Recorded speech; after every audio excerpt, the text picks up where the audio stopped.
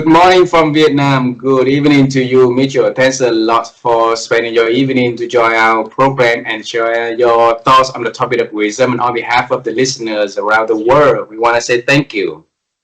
Oh, it's my honor. Thanks for having me. You've made a lot of progress since the last time you and I spoke. Thank you very much, and thank you for being so kind to have us, a couple of years ago and joining and share your wisdom. So thank you very much. And you and your wife been travel a lot. Make sure that you put Vietnam on the list. So let us know how can we have to make that become a reality also. Okay. Let's set up some business executive coaching or public speaking there, and we could absolutely have a fun conversation talking about what's next and how to make that happen. Absolutely. Let's think about it. I believe that if we think and commit to do something, then something will happen, something good will happen, right?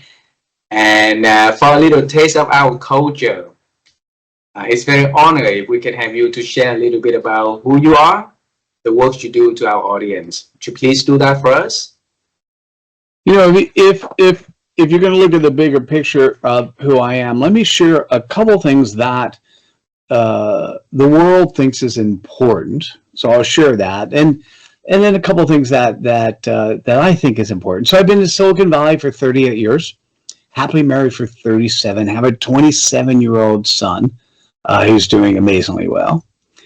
And I've started 20-ish companies here in Silicon Valley. I've sat on the board of a NASDAQ firm. From the executive coaching perspective, I'm part of the Marshall Goldsmith 100 Coaches, certified stakeholder center coach. I've created executive business programs at Silicon Valley universities, as well as have run a publishing company that has published over 750 books.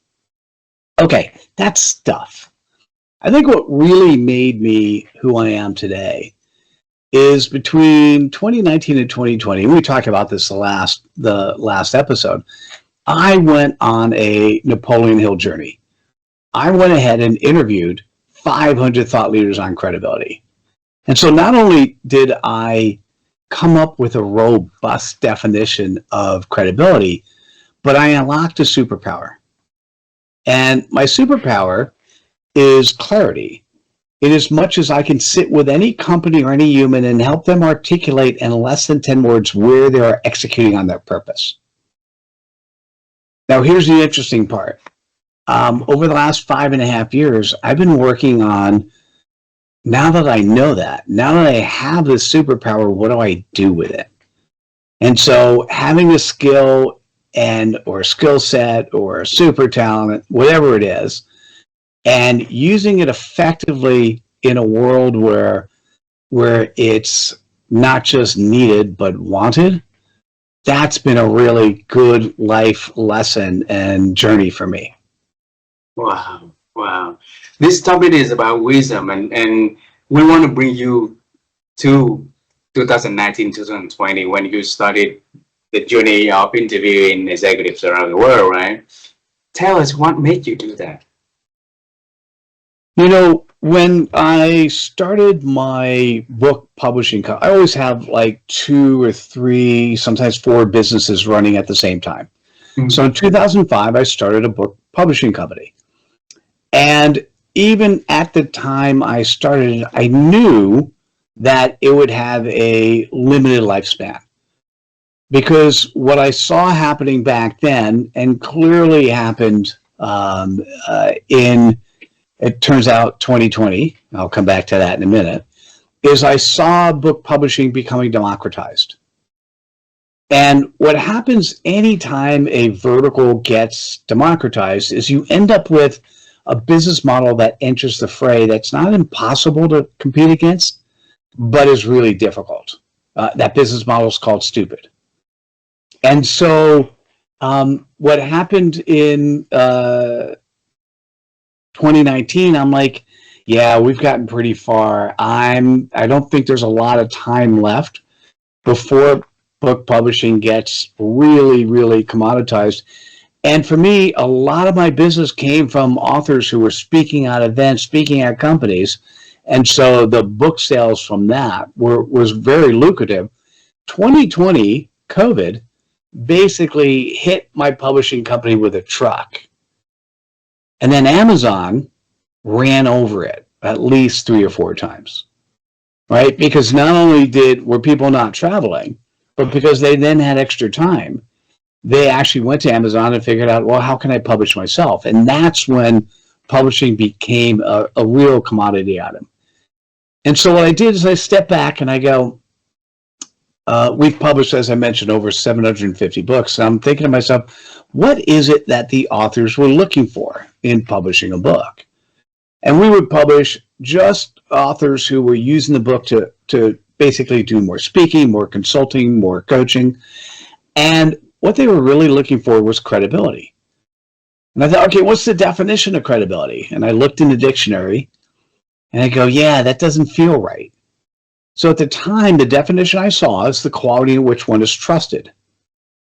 And I just didn't think credibility was just about trust. Mm-hmm. So I actually did the interviews, and originally I just knew I would unravel something. And I did. Now I'll show, for those who are looking on screen, what I'm going to show is this is the updated definition of credibility. Credibility is the quality in which you're trusted, known, and liked.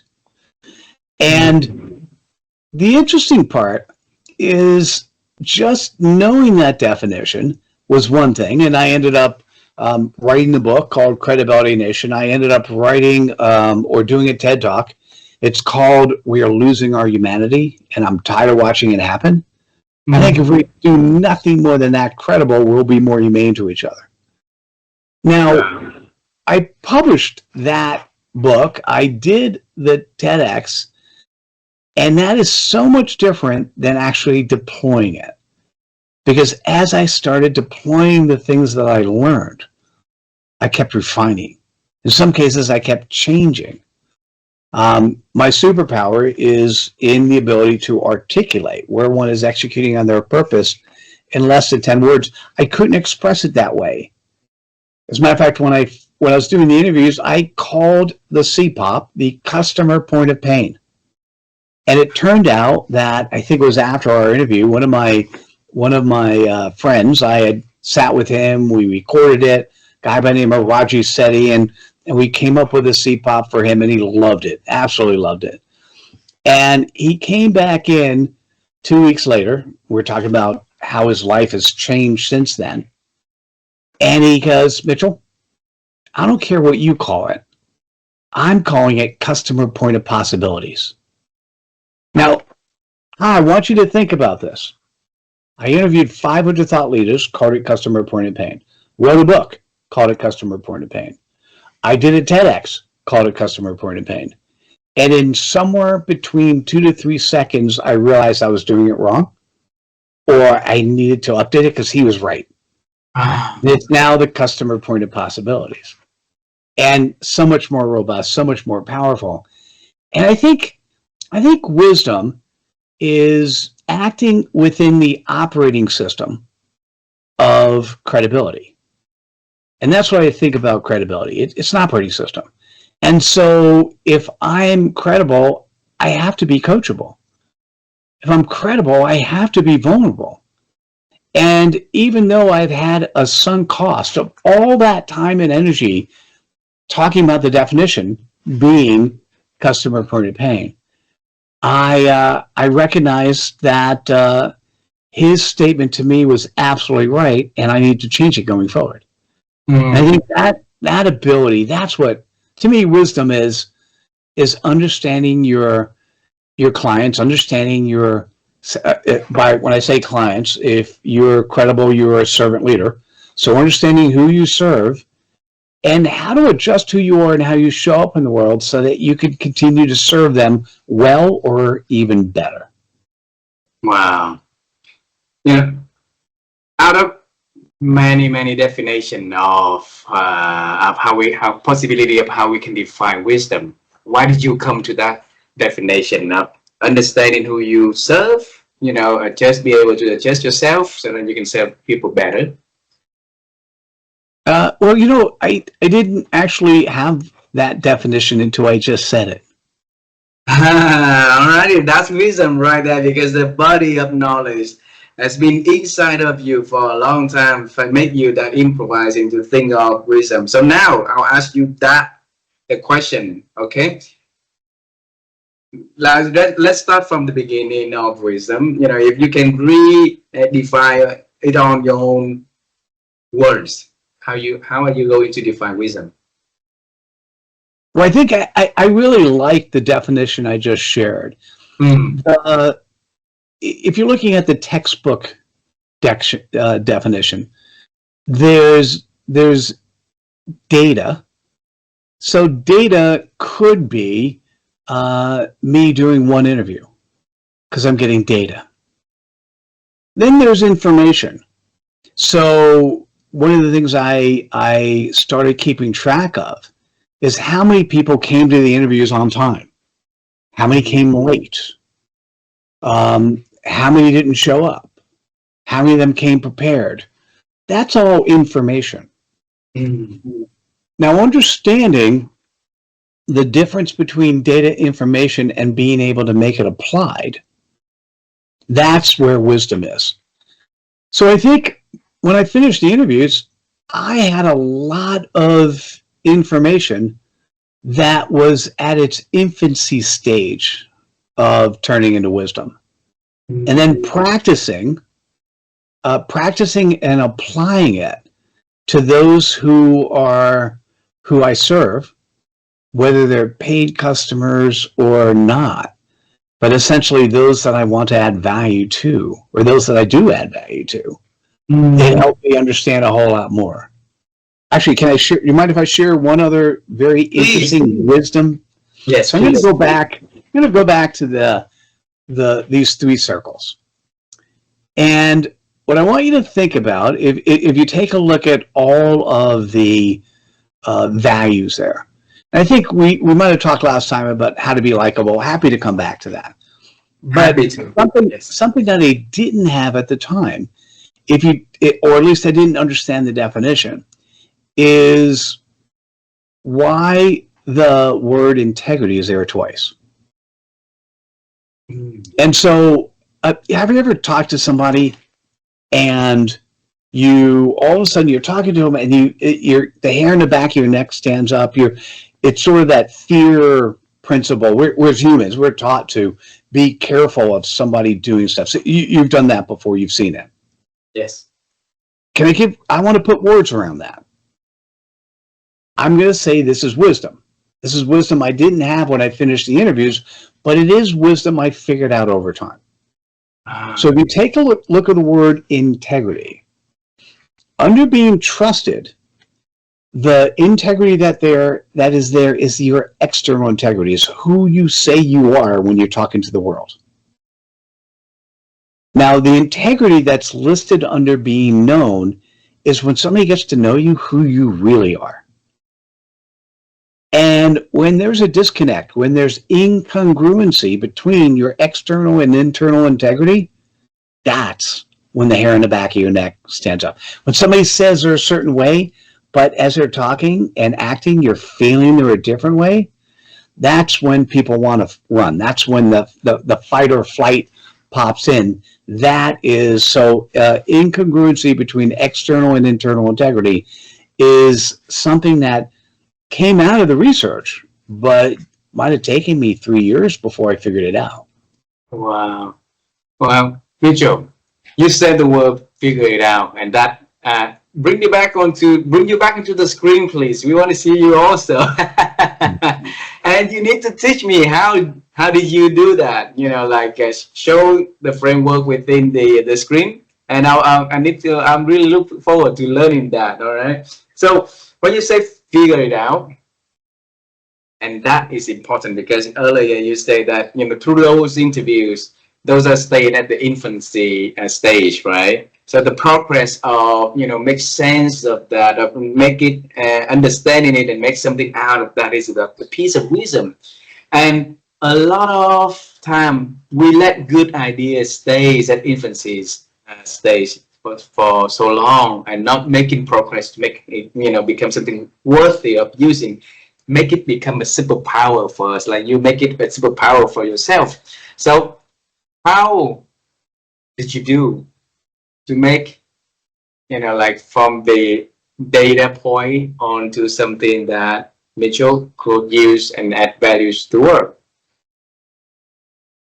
Well, there's the obvious answer is it turns out my undergrad was a Bachelor of Science in Stochastic and Deterministic Models of Operational Research. So I was taught how to model humans and systems and improve them. And so there's the obvious. The obvious is when you're doing a survey, whether it's qualitative or quantitative survey, collecting the right data points and aggregating those data points into aggregated results and then drawing conclusions based on those results. That's the obvious.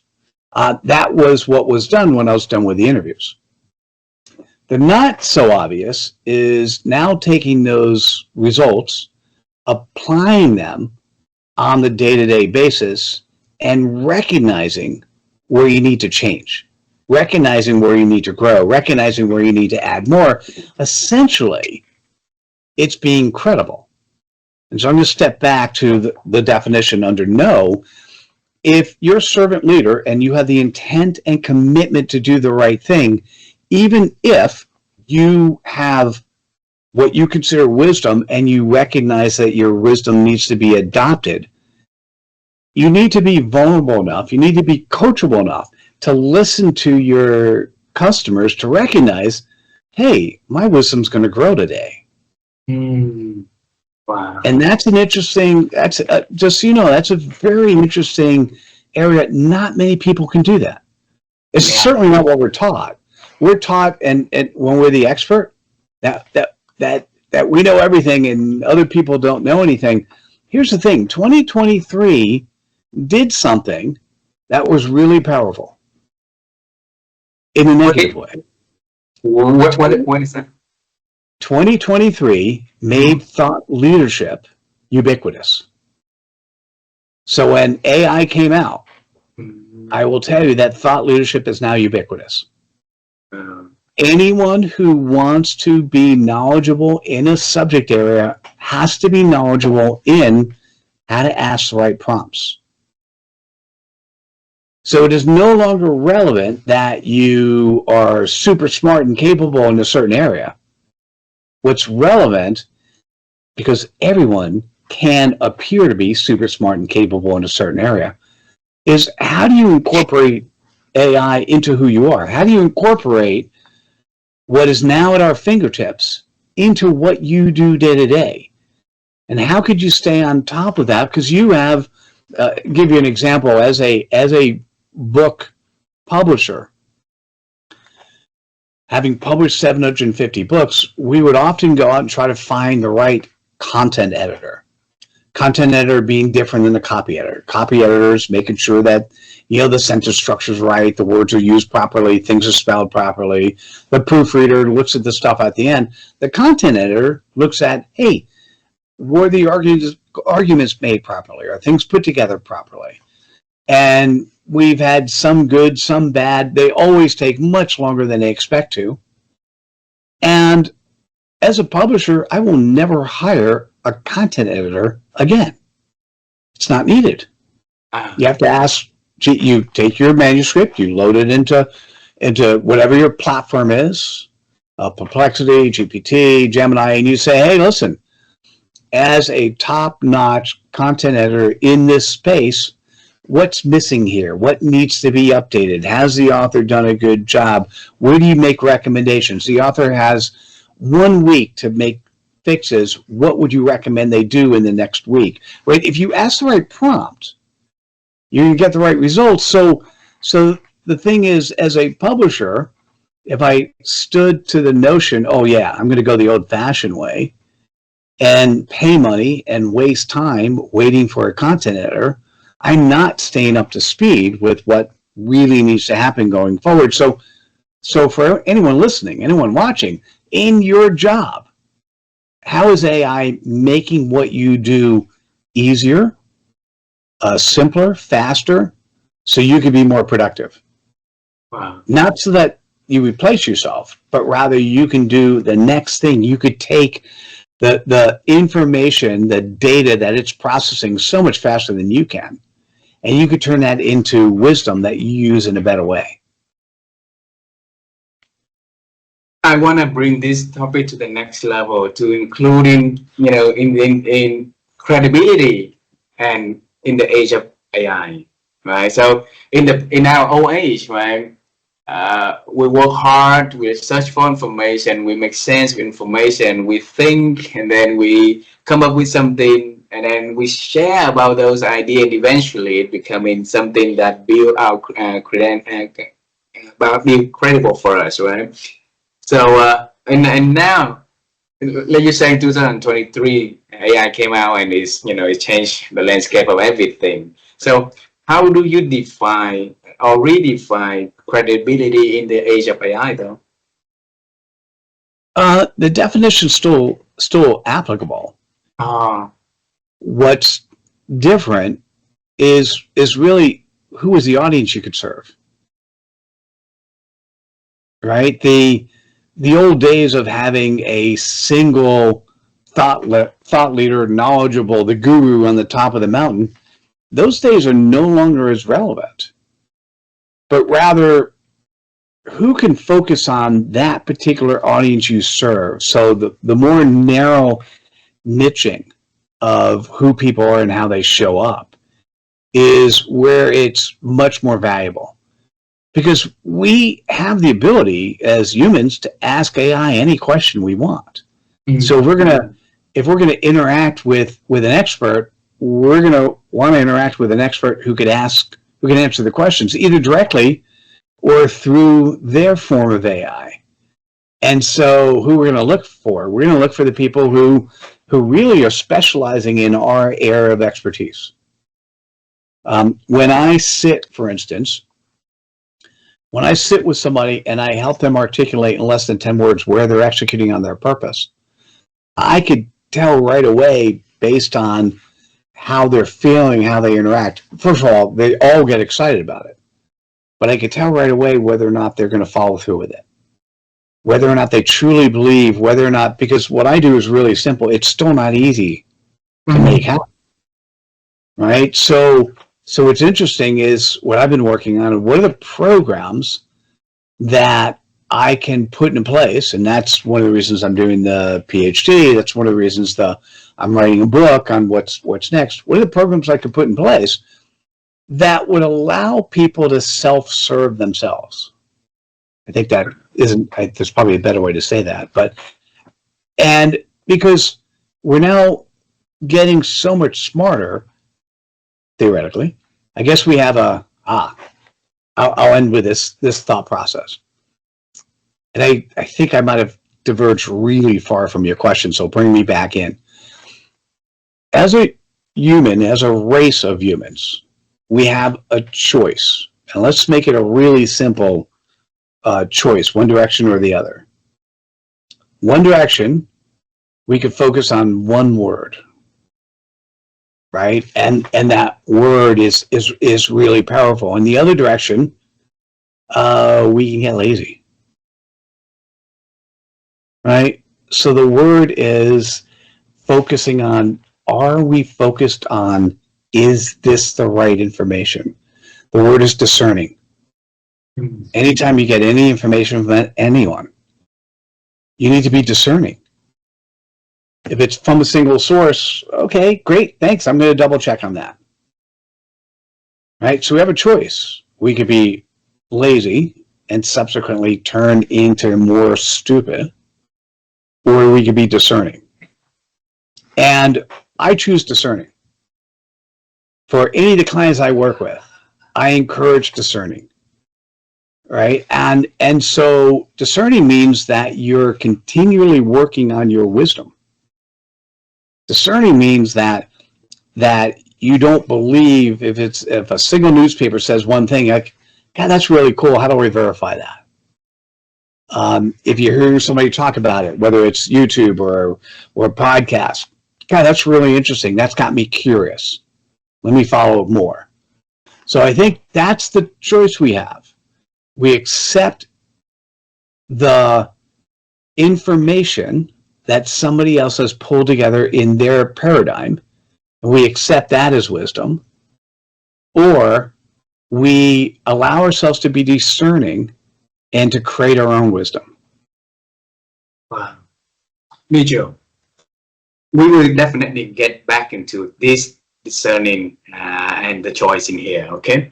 Because when I hear from your sharing earlier today and from our last conversation, the whole theme that I heard is about serving others, about adding values, about doing that. It's all running into your vein, into your work, into your blood, into the way that you do, the way that you think.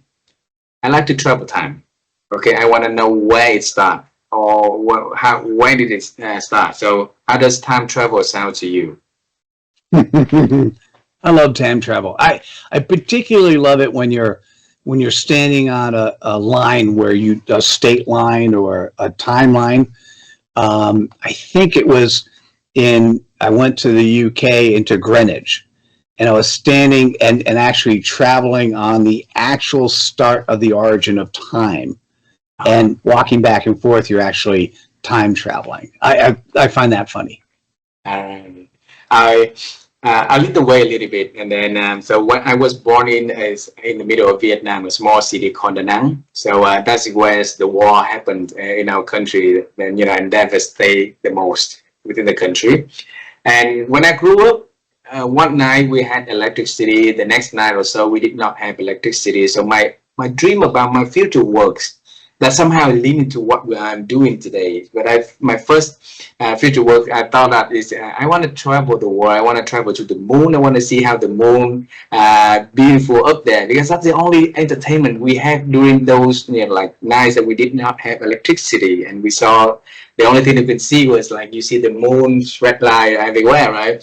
So I wanted to become an astronaut. I wanted to become traveling the world.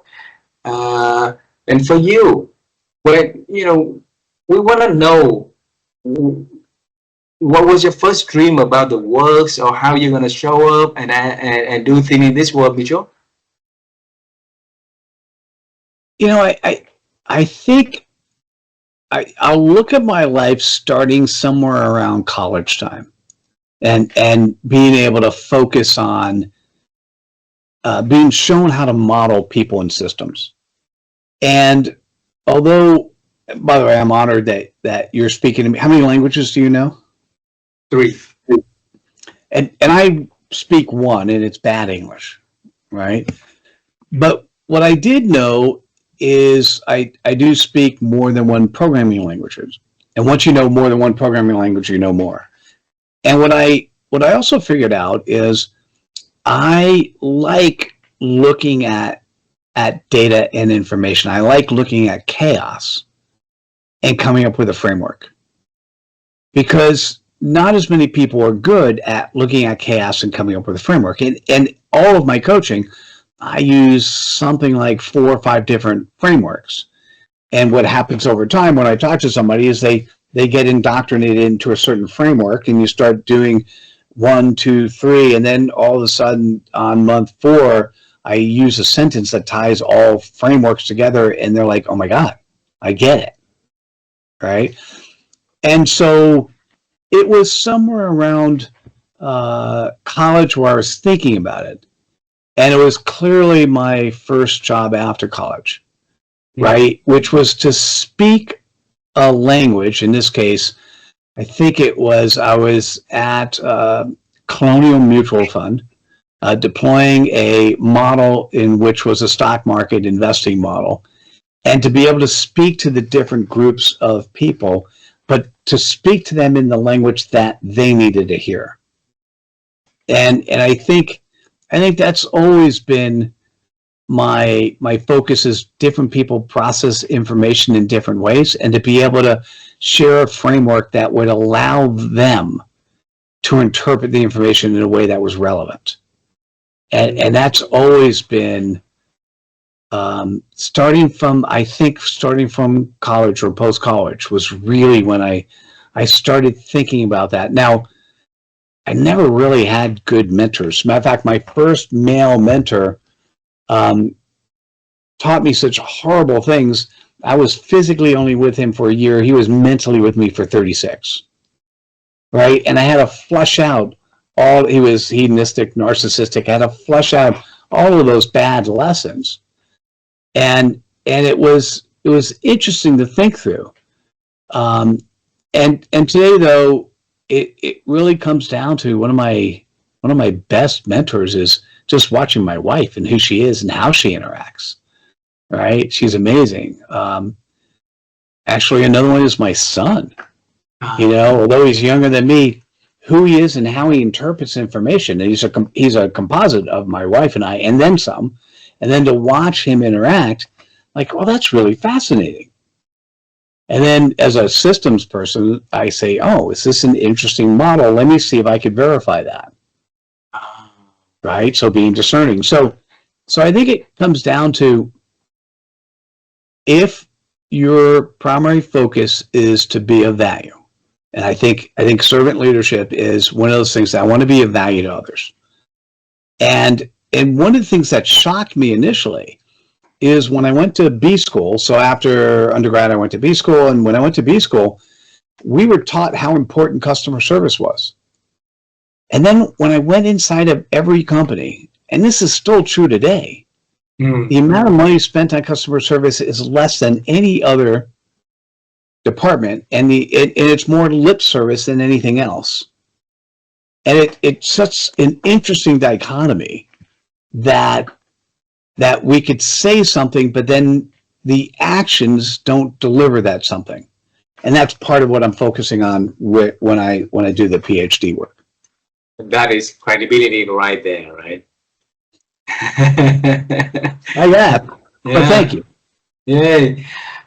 Mitchell, bring me to the college age when you said that you realize and you start to make sense of things through frameworks, right? And the thing is that a lot of people, when they say that simplicity is the most complexity also. So back then, normally at that stage of life, we want to show people how much we know about the world. We want to show how much information we have at hand. Now back then you try to narrow down information that you have, make it to something that tangible and into a framework or a different kind of framework so that it's easier to explain. Where did you get that skill? That's a great question. I was either born with it, right, or inherited from, depending on the generation of what type of spirituality you have. Maybe that was another soul, another life, and that came with me. I was definitely taught how to fine tune it as part of my undergrad. And I just sort of stumbled upon that. It wasn't my first. When I went to college, my grades in high school were horrible. And I went to college, and all of a sudden things started clicking. In my first semester, I ended up getting 2 B's and the rest A's. And so I went to my guidance counselor and say, hey, listen, I'm going to basically go to school and I need to go full time. What is the hardest curriculum I could take into business school?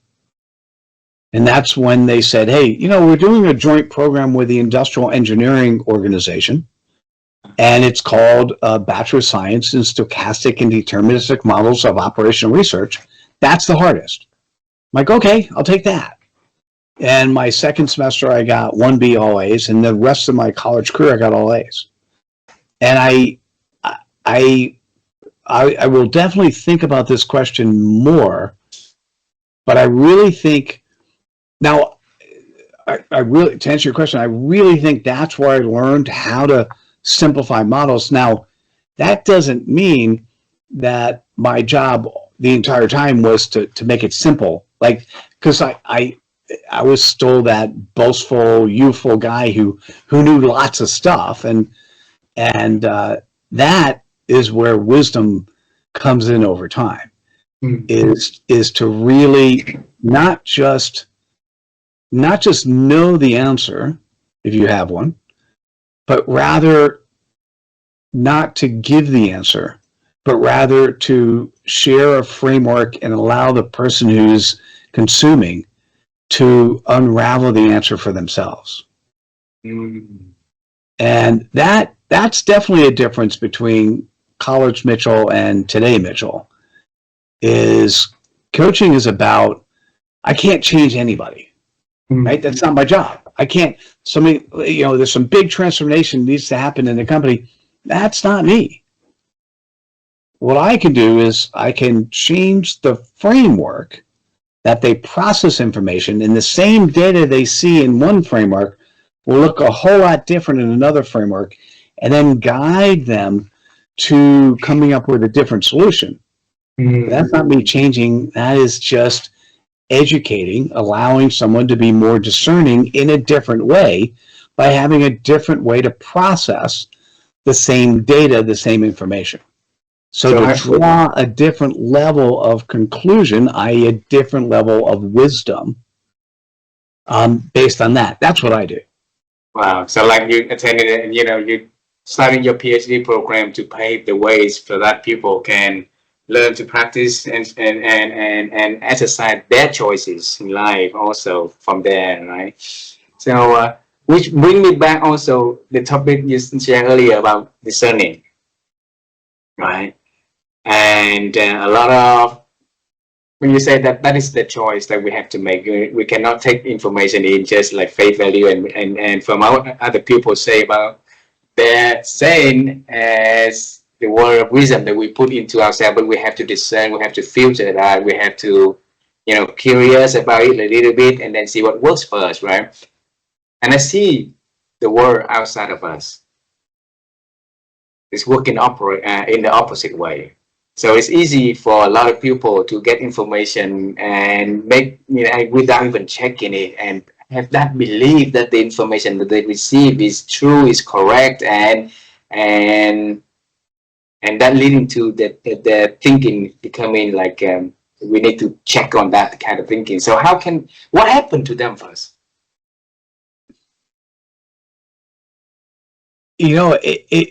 I'm going to bring back that statement I said before. So when you receive information, you are either lazy or discerning. There is no other choice. It's a bimodal world. Now, maybe there's steps in the middle. And for some people, I look at LinkedIn posts these days, and so many of the posts were created by AI. Like they still have emojis. Like one day they never post with emojis, and the next day everything has M dashes and emojis in there. And I'm like, why do I even want to read this? This is not you. This is not your voice, right? This is an interpretation of your voice that I could almost say is you, right? And the thing is, there's a smart way. If you're a student inside of a school, you figured out how to at least get rid of the M dashes and the emojis, right? And then process through other programs to say, hey, does this look at all like it's generated from AI? Let's make it more human. And there are other pieces of software you could use for that. I think we have been taught to take the easy path. And what I want you to think about is the difference between simple and easy. I want to encourage people to take the simple path, but not the easy path. The easy path is when somebody gives you a piece of information, you accept it as is. The simple path is, how cool would it be if that was the answer? Let me verify it. Okay, it's harder, right? You got to spend a little bit of time. You got to think about it. All right. And the thing is, if you take the easy path and you think that's good enough, well, you don't need to be around. We can have AI do the whole thing. I can generate the answer and accept it. The world that's coming is we're going to see one of the first $1 billion companies. Some people say trillion, but we'll just say first $1 billion company, which is comprised of 1,000 bots and one person. Yeah. Right. And so the interesting part is if you don't show the value you could add by taking data and information and turning it into wisdom, then you're going to be not one of the 1,000 people, right? You're not going to be running that company. And so the thing is, for your job and who you are, what can you do? How can you add value? How can you, if you have kids, your case, you got kids, how do you make sure that your kids are growing up with the knowledge they need for tomorrow, not the knowledge they needed yesterday? Right? By being discerning. Yes, sir.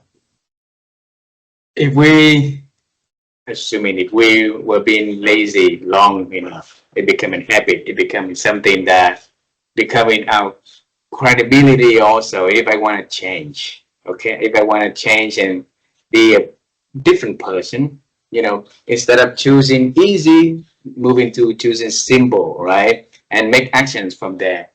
So, Mitchell, what are the baby steps we should take to get to that direction? Would you mind giving me a little bit more specificity on that question so I know the context? All righty. For example, like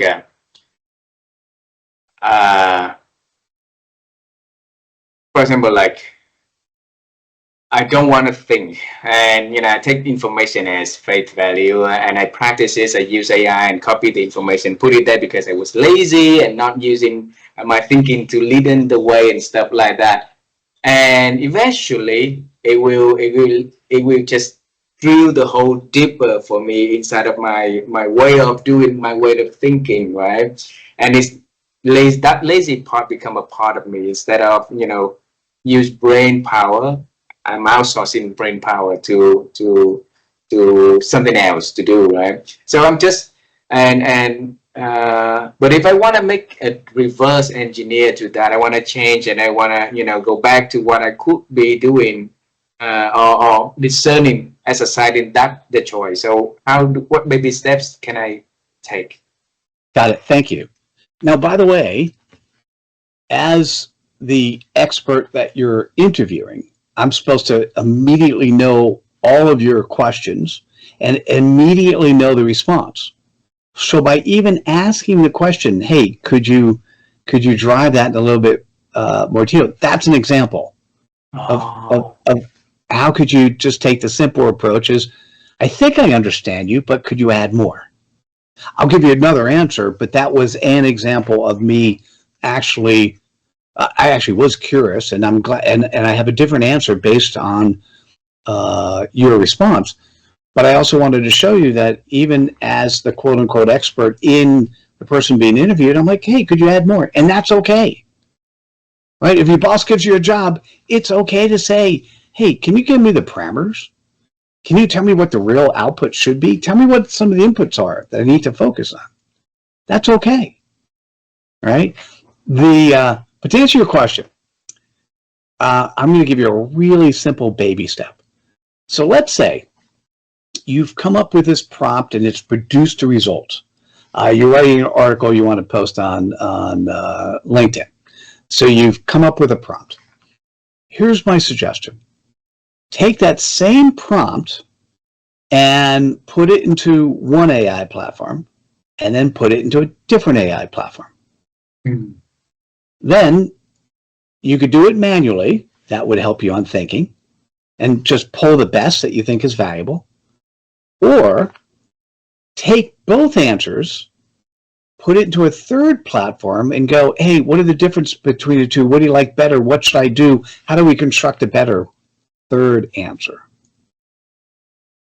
That would be a very interesting set of baby steps that are still relatively simple to perform. But guess what happens? You're forced to read the first answer. You're forced to read the second answer. You're forced to think about what are the difference between the first and second, because there are probably good components in both. Mm. And then you're forced to think about, well, if I was going to put something together, let's have AI do a best of based on that, and let me choose what I like better. Let me choose the end product. And I will guarantee you that that entire process will take less time than if you sat down and wrote the whole thing from scratch. Absolutely. Absolutely. Mitchell, in this conversation, you mentioned a golden word that we love to hear many, many times in here is the word I think. All right. And my wife and I, we form a company called Rewire Thinking Lab because we want to help people to improve their ability to think. And through conversation like this is the best way for us to help people to expand their thinking simply by listening to the experts sharing how they've been expand their ability to think. So Mitchell, how have you been growing your ability to think over the years? You know, I in general am having somewhere between 2,000 to 2,500 meetings every year. Every meeting is an opportunity for me to grow and think. Every meeting is an opportunity for me to learn. And I talked about being likable. Likable is two things. There are two values associated with being likable. One is, I call it spreading cred dust, sharing the ideas, thoughts, and actions of others. The second is showing respect, coming early, coming prepared, coming with your heart. So every one of those meetings that I have looked at their LinkedIn, I've looked at their website. If it's me being on their podcast, I've listened to at least a couple minutes of a previous podcast. And I'm coming in with a pre-understanding of who I think that person is. And what's fascinating, if I do that, then I could sit back and listen. And as I'm sitting back and listening, they may say something that adds value to something I'm already thinking about. Normally, that's the way, whether you call it God-given gift or if you think about serendipity, there's always an opportunity when you're thinking about something for somebody else to say something that just, oh yeah, I see it.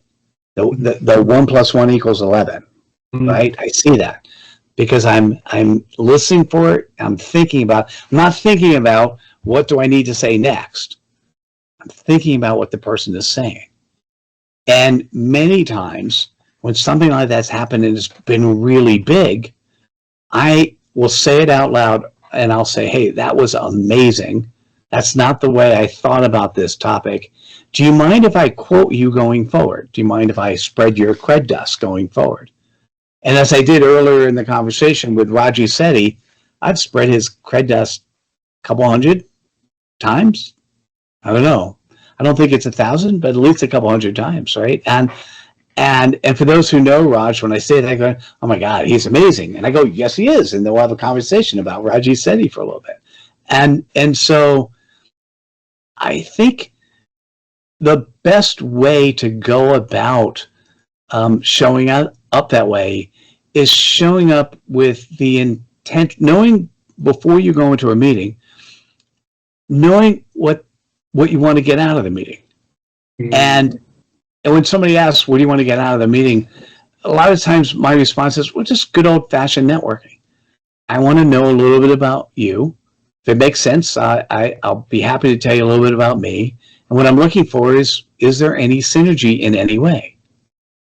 And I actually had somebody today go, yeah, unless I have a specific reason for a meeting, I don't meet with people. And I'm like, that's interesting. Best of luck with everything you do in life. I didn't say this. I can't change your opinion. So I just disconnected from him because that's not my job, right? It's my job. The way I see job, and to me, work equals fun. So I play all the time. So my role is if somebody is ready, they'll come. And whether or not I am the teacher, the master, or the student, I want to prepare myself for that scenario as many times. And typically I'm meeting with somewhere between 8 to 12 people every Tuesday, Wednesday, Thursday. I do client work on Mondays and Fridays. And so newer people are Tuesday, Wednesday, and Thursdays. And I always come prepared. I come prepared for the favorite word I like to say. I come prepared for magic. Magic. Oh, beautiful. Was Ross the one you mentioned about the customer pain of point of possibilities? Yeah, that's beautiful. Hey, you shared something in here. It's very, very interesting because yesterday my wife and I we went on a road trip, right? And my wife talked about a partner that she has in I think in the Philippines. Oh no, Indonesia. And that business partner was working on a strategic plan for a few years ahead, right? And she told my wife about how they can starting to plan for improvement, in the bigger sense for the next 5 years, but then still doing the business here, and then the next year having plan of improvement, next year having a plan of improvements.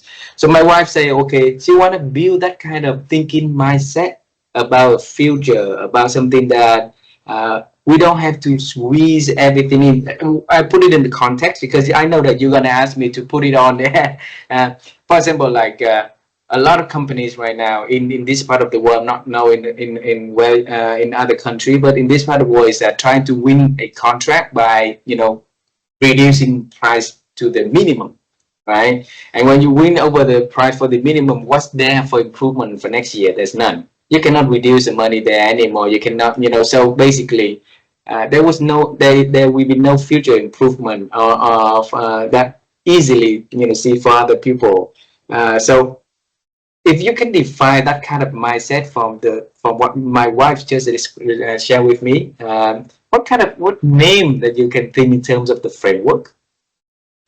Well, that is the concept of what I do that I call the CPOP, your customer point of possibilities. And what I'll say is that I've now done this over 1,200 times with both corporate CEOs and individuals.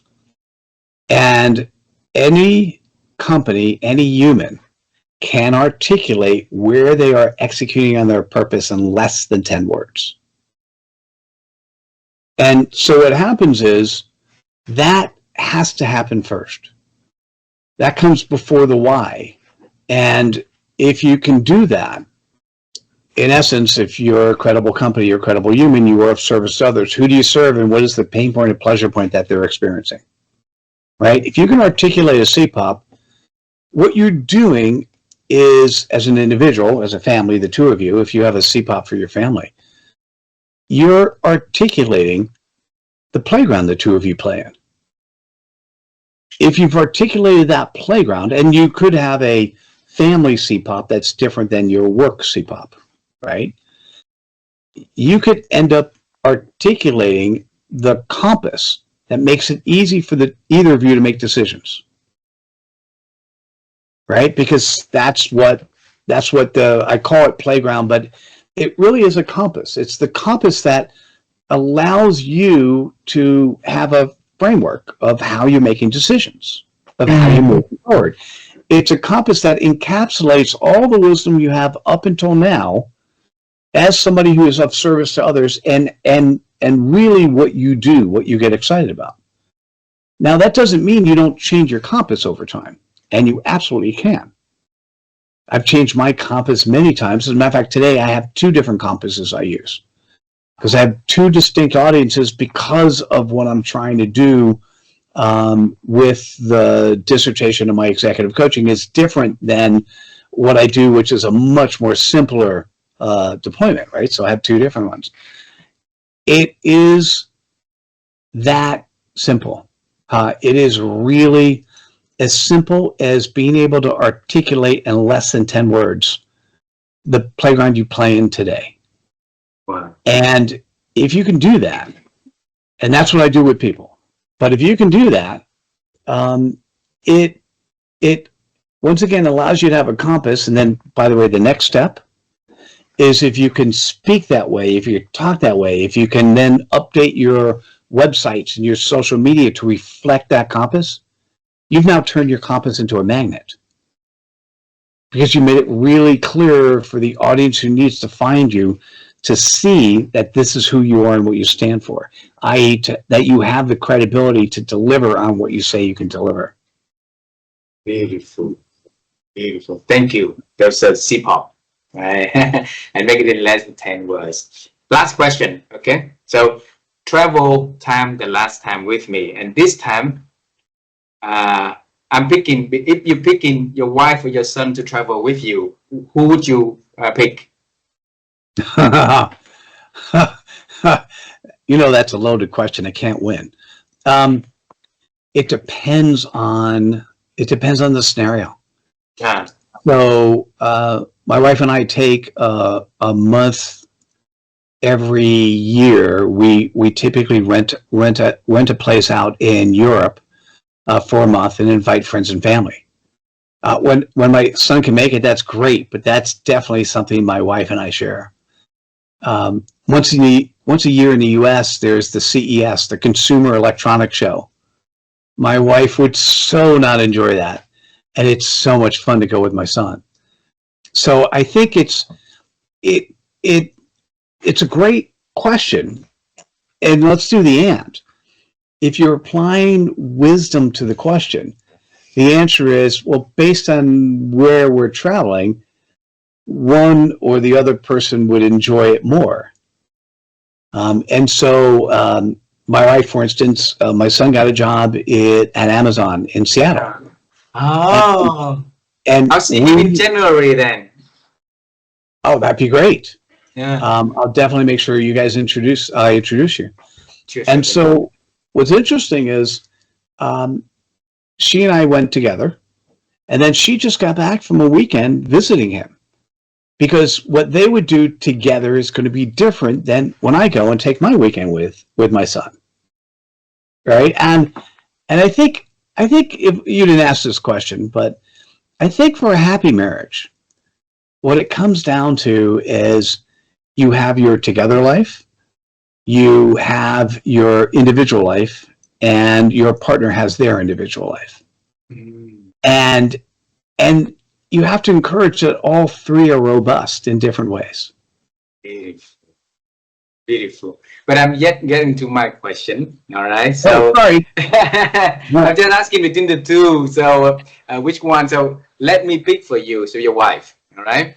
I pick your wife and you and me now to travel to see you at the college time.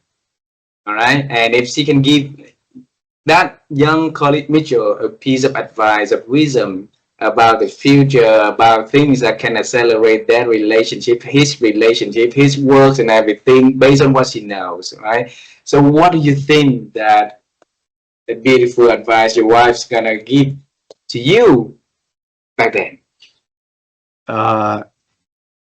My wife, who saw me in college, would have run away.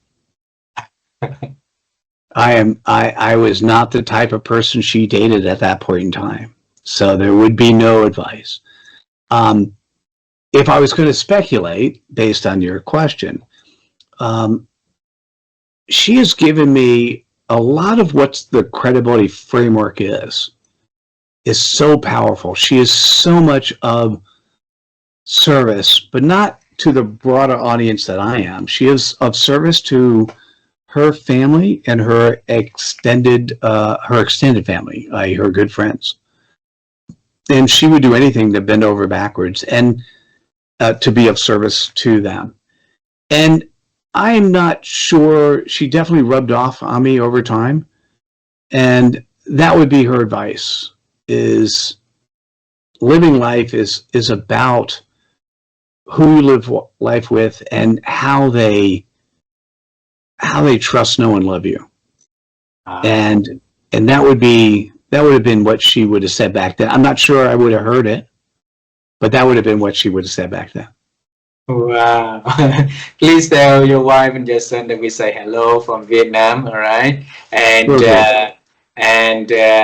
introduce me to your son. I'll reach out to you in December. So because we're coming to to Sierra in January to celebrate New Year with our children.